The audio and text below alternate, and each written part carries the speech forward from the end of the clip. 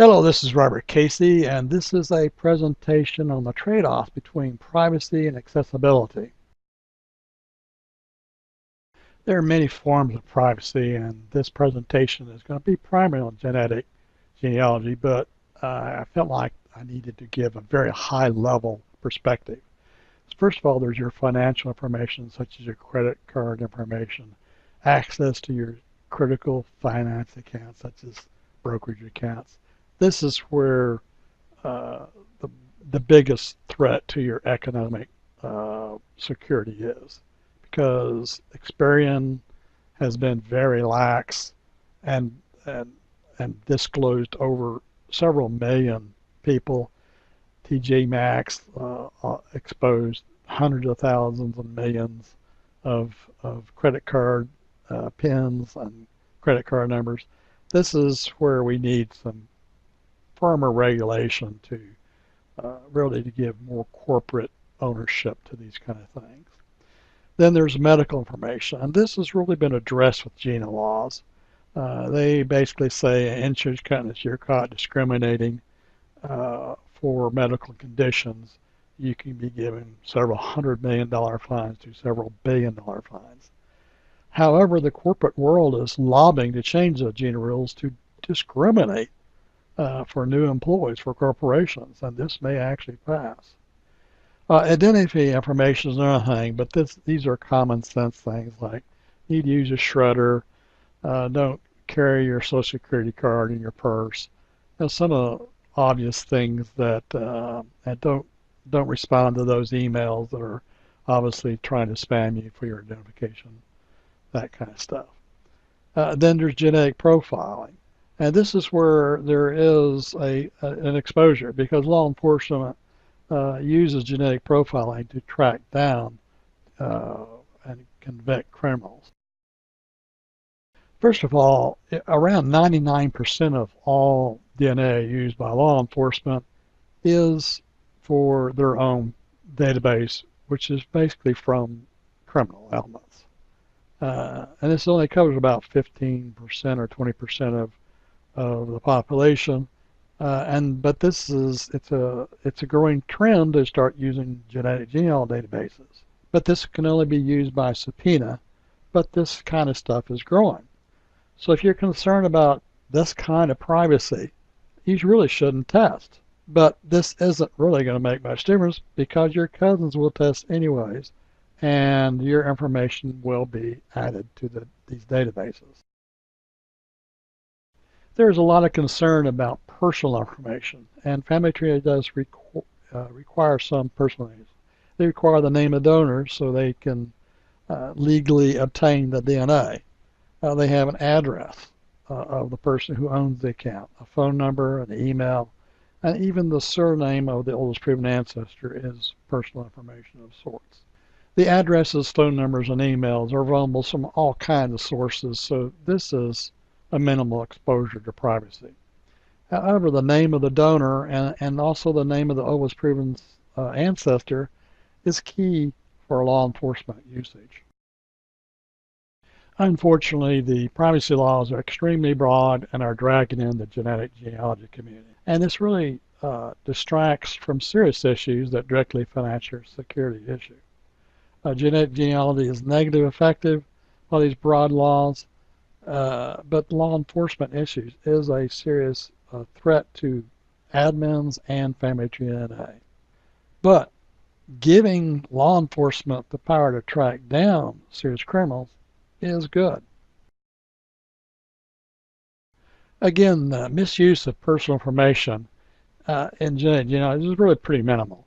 However, companies like Google and Facebook and other tech giants, they really need some serious regulation because they are really filtering out information and also selling your experience on the internet to fine-tune advertising and making huge amounts of money off of this. But controlling their bad behavior should not be done through regulations, but it shouldn't be done through broad privacy laws. It should be very targeted legislation aimed at abuse of large collections of information. Genealogy is the right approach. It basically targets, the insurance industry for not using DNA to to reject customers because they're going to be higher cost. However, 23 announced recently that they are selling their YDNA database to a very large drug company. And this is a serious issue. This is just one step away from the data accidentally falling to the wrong hands. But this also has some key advantages because there are going to be some serious advances in medical research. So we want this to happen. But there needs to be some security regulations, for hacking and misuse and protection of your data, which doesn't exist today. Both autosomal DNA and YDNA provide serious inroads to be able to identify living people. After all, that's what we're trying to do. We're trying to connect our ancestors, but indirectly it'll able to collect closer and closer relatives as well. Now, MTDA only has 16,000 base pairs, and it's unlikely to yield much information about law enforcement, but it could be used in special exceptions. YDNA only covers half the population, so autosomal will be the primary tool for law enforcement. This test will be used by law enforcement. That's because the number of testers is much higher. It has well over 10 times as many producers, and it's also more in the recent time frame. And also it does not eliminate half the population because females can't be tracked with YDNA. It covers all lines in your pedigree chart versus just one. And also there's many companies that have extensive databases as well, and this list will continue to grow over time. However, since autosomal testing covers all your lines, this requires law enforcement to evaluate many testers to determine which line it is. It'll probably only be used for various serious crimes which have not been solved. But even this time, it's much more economical to go with autosomal because once you run out all the leads, the clues can lead to extremely high cost to law enforcement to make any more progress. However, YDNA is going to be more useful over the long haul. It's just now beginning to find connections in the genealogical time frame in the last 1,000 years. But it's just one test, and it directly will tie you down potentially to people on pedigree charts. YDNA is creating a descendant chart of mankind, and it's recently getting down to known genealogy and small numbers these days. The remainder of this presentation will be about the family tree DNA rollout of privacy. And this is where we have the biggest concerns. The remainder, and so here's a huge trade-off between privacy and accessibility. People seem to think that I want to have some privacy, don't realize that this causes a loss of accessibility and drives up testing costs overall. This is only going to concentrate on YDNA in the rest of the presentations, but most of this is applicable to autosomal testing as well. Privacy just results in overall cost because if you lose a third or half of all your testers, that means you're going to have to test a third or half more. We're talking about hundreds of millions of dollars of testing results being discarded or not known. So here's kind of a history about how it's being rolled out, family tree DNA. Around 3 years ago, when the Alaskan lawsuit was in the final stages, Family Tree changed its open policy and defaulted all new project testers to private within groups, or in projects, I should say. So this default was done without any consent or any interaction with the user who was taking the test. You just default to private. Approximately 1/3 of the testers are still in this condition over the last 3 years. Again, this just drives up costs because most of these testers are now known to anybody in projects. But family tree DNA does have a serious legal exposure. They'll continue to reduce access to reduce their legal exposure. However, you just kind of make everyone non-accessible overnight because that would lose 1/3 of the testers, and that would create a big whirlwind. So Family Tree A is choosing an incremental reduction of access, which is not really forthright to customers. And thanks to the EU GDPR laws, we're now in hyper gear on privacy because these laws are very broad, and Family Tree has chose to introduce major rules that would expose the admins to legal exposure. When a person leaves a project, all their data must be purged. If it is not purged and used, the admin is subject to lawsuit and to the jurisdiction of European Union GDPR law, even though it's not a law in the United States. It is now a contractual part of the admin contract. So they have chosen to extend this European law to all admins in all over the world. So this is a contractual thing. If a project manager updates their privacy setting to private while project manager, they must be removed as well. So admins, if you make these two changes, basically your data is going to be purged by all admins because they know that if they continue to use your data in any form at all, that they're going to be very legally liable. This shows the real ugly side of Family Tree rollout. They decided to basically make all new project members, quote, minimal, which was originally labeled as no access. This really results to get the STR results with minimal, you have to hand transcribe because they removed the copy and paste capability and you can't download. And so this was just going to shut off all new testers from joining projects. So basically, this made all new members' data not accessible to even admins.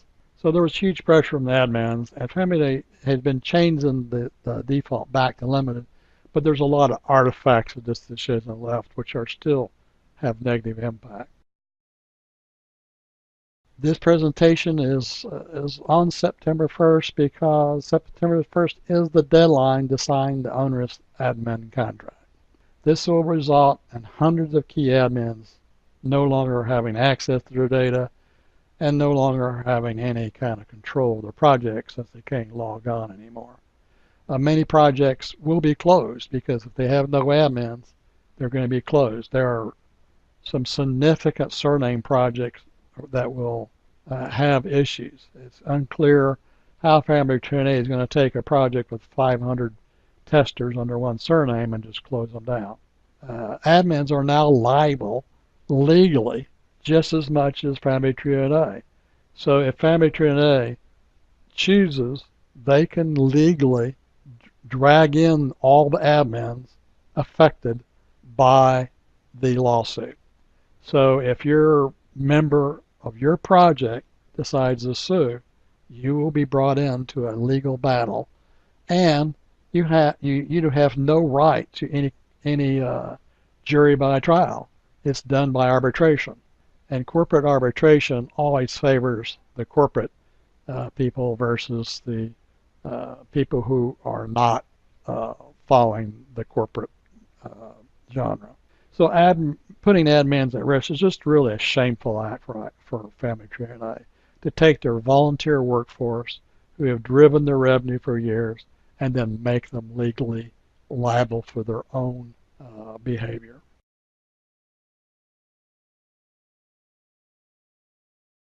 Family Tree has an incremental rollout of this privacy. They will surely reduce accessibility to get their legal exposure reduced. There's been at least a dozen changes in the last 4 months of less and less liability. Quote interpretations, slightly new changes in the way the screens work, etc.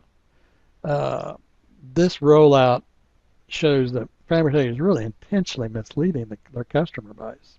For instance, they use the edit capability, which most admins don't want, and then they say, you don't want this level of access because you can allow editing. Well, it also reduces access, which is the act that they're trying to carry out. They need to separate the edit capability and make it an own field, but they've chosen to tie editing and reduced access together, which is not the right thing to do. There's a lot of misdirection of information going on in privacy these days. If you look at the privacy reviews, most of these are done by non-family tree employees, but they receive significant incomes as subcontractors. These are pretty biased views in some cases. Other cases they're less biased, but in many cases they're very biased. So we need to put to these people that if you are receiving a large amount of money from family tree, you should disclose it.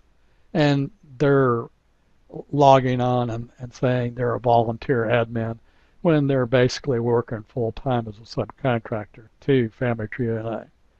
Minimal access implies that you have some access, but there's no longer a copy and paste. So I guess Family Tree wants us to hand transcribe 111 markers. This is not access, and this is really very misleading in their documentation. There is no doubt that there's going to be more reduction of accessibility. It's happening daily, even today. And so we need to be concerned about this because the more we lose access, the more people have to test. And since Family Tree DNA is making, 50 million a year, and if we lose 1/3, we're talking about hundreds of millions of dollars of lost information. This only dries up overall cost. So if you currently have DNA opt-in disabled, then you're the target, and you will be removed incrementally and no longer be able to receive free admin analysis because this analysis has to be done through spreadsheets and charts, PDF files, and there are no file upload capabilities inside of Family Tree DNA websites. So basically, in the future, you're at risk from being removed. Hopefully, this will be somewhat incrementally, though. I'm not sure what Family Tree is considering, but they're crippling accessibility for new admins. So as older admins leave, retire, die, future admins will have such little access, they won't be able to carry out their work. I'm not sure. This is a real open switch that has been not very exposed because of so many new project joins being at minimal. So, they have put so many new limitations for accessibility in that it's hard to continue to get Family Tree to change so many things.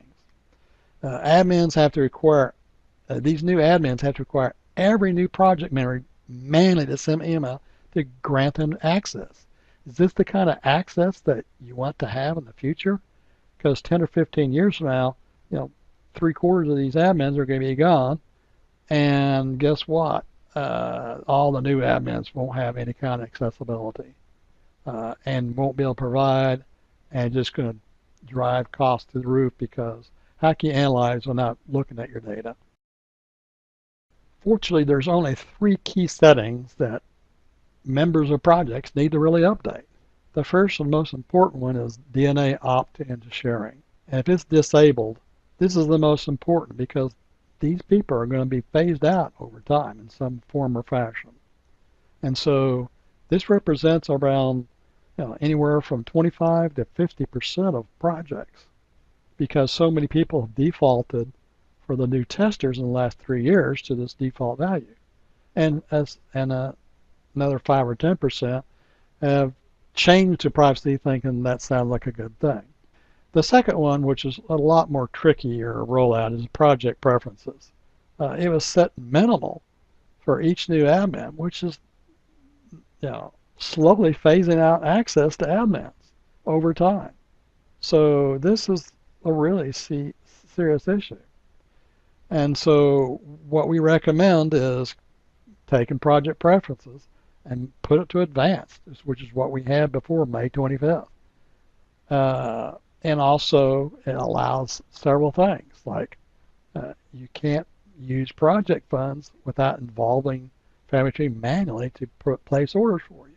This is just silly. And also you can't even see, you can't even make a list of the people, the countries that your testers are from anymore because all that data is being hidden now.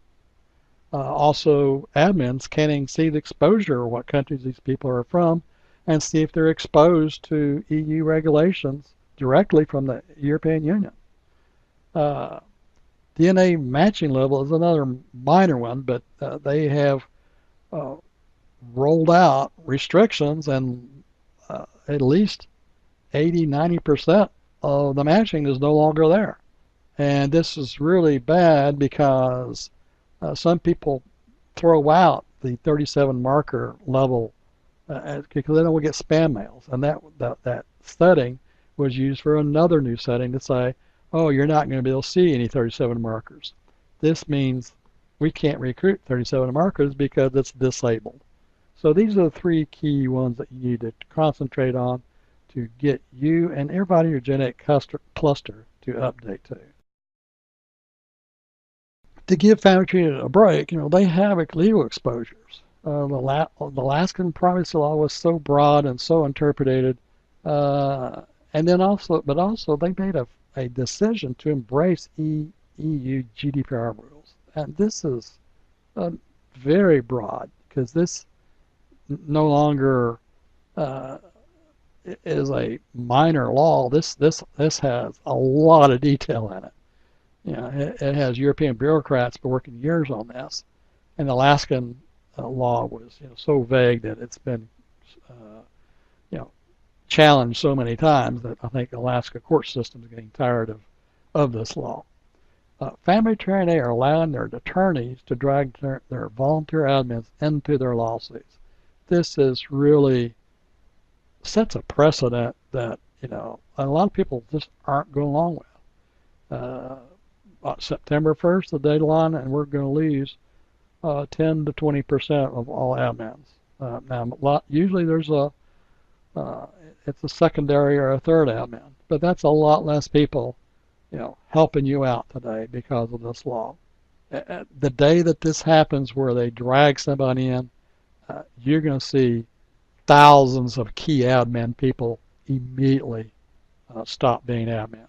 This could be a fatal blow to Family Tree's economic cash flow and a fatal blow to our hobby. Here's some positive steps that Family Tree can take. First of all, they really need to address the phase out of new admins by receiving low access and change their default from minimal. This is just really it's going to create a significant problem in the future. Plus, they create a new field to create edit capabilities and unbundle editing with access. Also, they should take new testers and take them through a dialogue to make an informed decision versus just defaulting.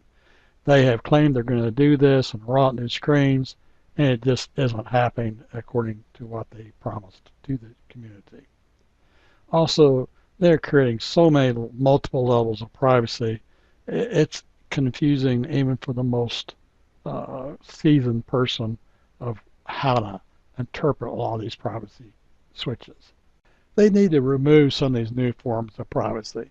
When a person leaves the project, they're supposed to be removed and purged from all project data, regardless of their DNA opt-in to sharing setting.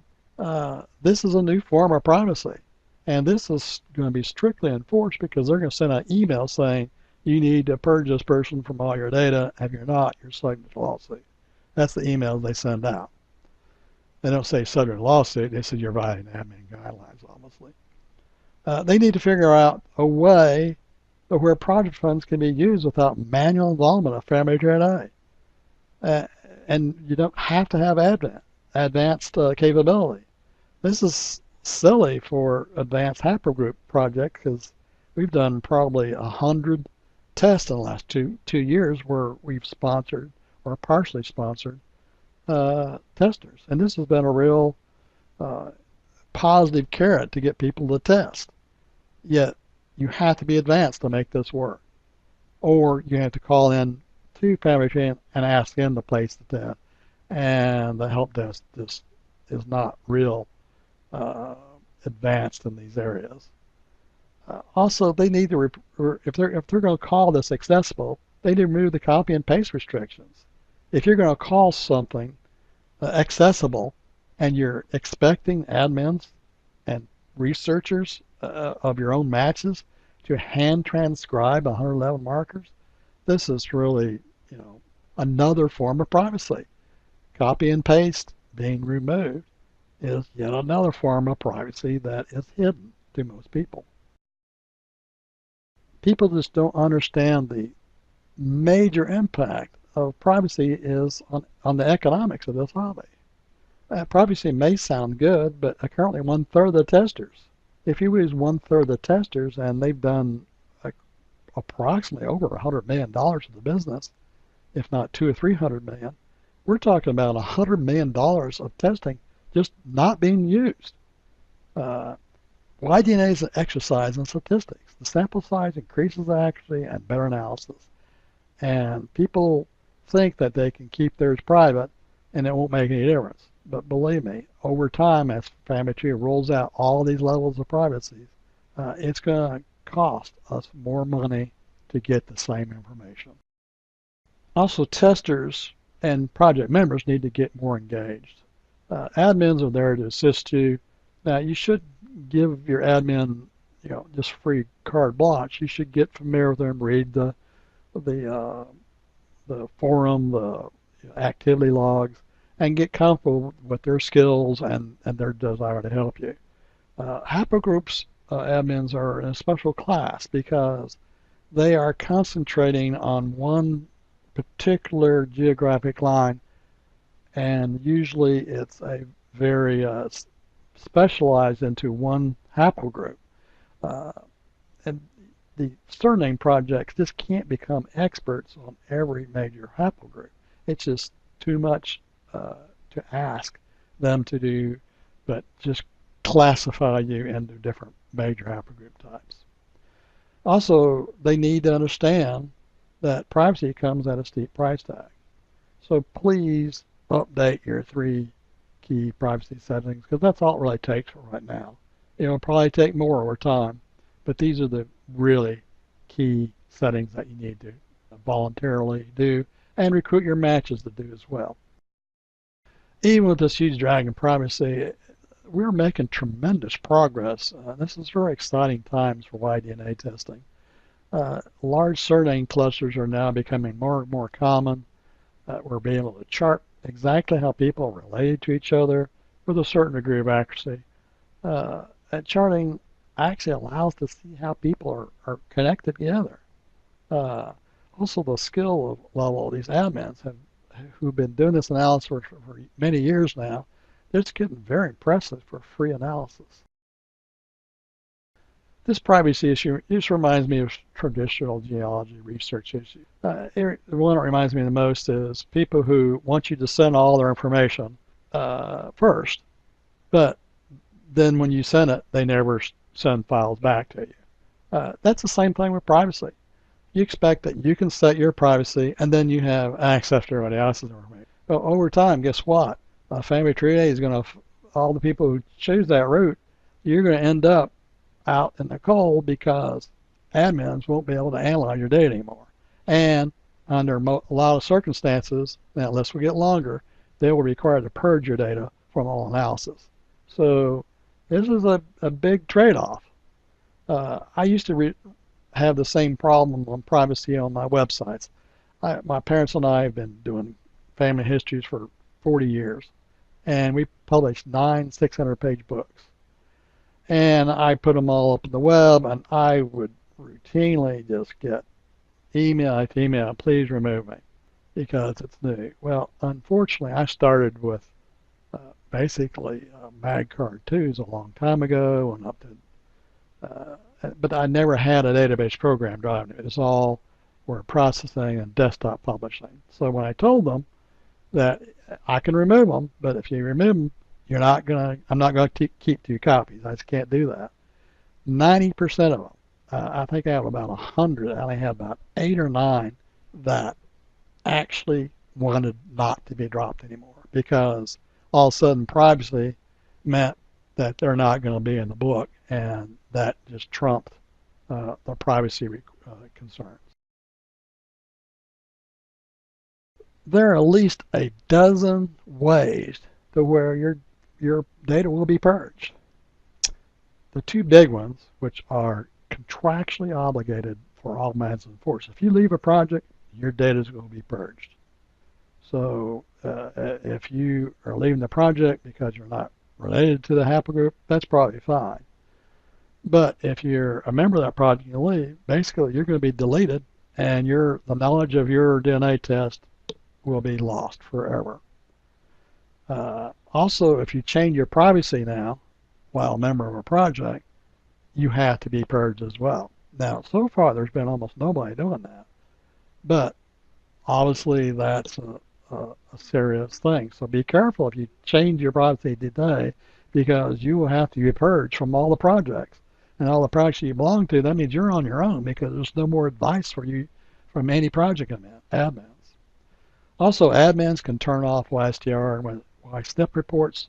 So that's another form of privacy that's at the control of admins.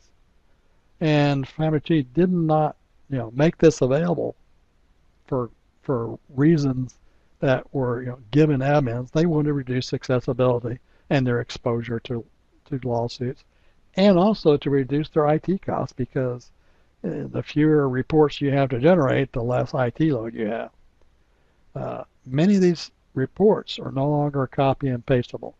So your data is really, even though it says accessible, if it's no longer copy and pasted, huge amounts of these screens are no longer copy and pastable.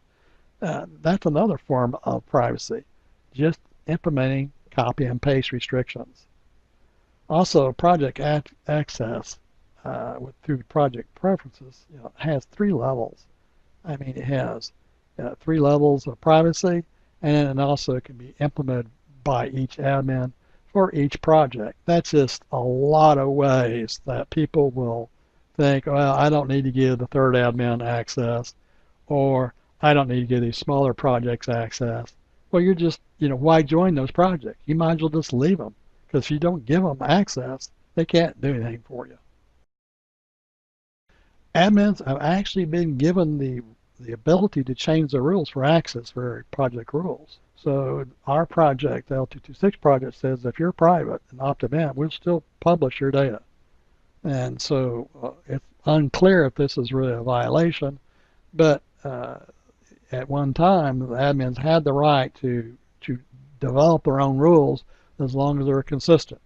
But they still can't violate the Family Tree DNA guidelines, such as people leaving the project or turn on their settings. Also, the order button is no longer accepted for limited and minimal. So this results to no access to project funds unless you manually send emails or call Family Helpline. This is just silly. This makes the automated ways that we have traditionally used project funds, it requires advanced settings, which, we really don't want that for everything, but, we can no longer use project funds. So this is another privacy issue. It's, which gives less accessibility to order products on your behalf and then partially pay for them with admin funds. Admins can no longer track the countries where their testers come from. So somebody the other day asked me, well, how many people from Ireland in your Irish project? I can't tell, because now I have 50 to 100 members, where at limited, they don't show up anymore. So all those new people that are joining, we can no longer figure out even what country they're from. And also, since we can't figure out what country they're from, admins don't know the legal exposure of these people, because we don't know who is a person from the countries who fall directly into EU laws and are bound by GDPR from a legal point of view.